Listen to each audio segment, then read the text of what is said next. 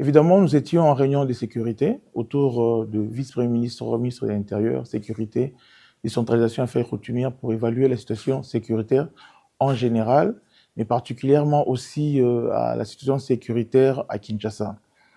Et alors, il s'est dénoté qu'il y a une situation préoccupante de la sécurité à l'Est, mais il tient de préciser que Kinshasa, la situation sécuritaire est relativement stable.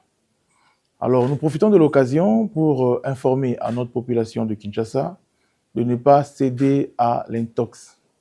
Alors, il s'est propagé beaucoup de faux bruits, beaucoup des alertes fausses qui a essayé d'instaurer l'intoxication, l'intox, mais également la psychose par rapport aux faits qui ne sont pas justement réels. Alors, aujourd'hui, nous profitons de l'occasion sur justement les orientations du vice-premier ministre, ministre de l'Intérieur, pour préciser à la population de ne pas céder à la stigmatisation, à la division de nos communautés.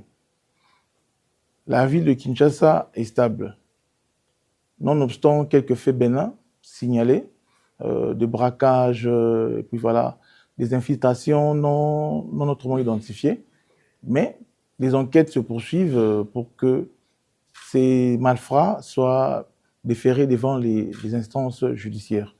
Nous profitons de l'occasion pour appeler les Kinois à l'apaisement et leur demander d'évacuer librement à leurs préoccupations et que toutes les questions sécuritaires sont prises en charge.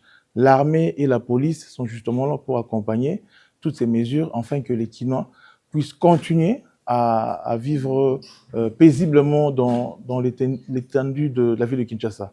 D'abord, nous devons préciser qu'en disant que la situation sécuritaire est relativement stable, Kinshasa, c'est une ville à 20 millions d'habitants. Et les grandes villes sont très souvent généralisées par la criminalité urbaine. Alors, nous disons que ce sont des faits bénins. Vous voyez, bien qu'on a observé peut-être quelques jours où les braquages ont eu lieu, mais ici aussi d'informer à l'opinion. Il y a un groupe qui est déjà arrêté, déféré à la justice, et nous allons vous les présenter d'ici peu. Et de ce groupe-là, nous sommes déjà sur la piste d'autres groupes qui continuent à opérer. Et nous assurons à la population que la ville est stable sécuritairement. Et il y a encore des dispositions qui ont été renforcées par la police et l'armée, afin que nous puissions vivre paisiblement dans la ville.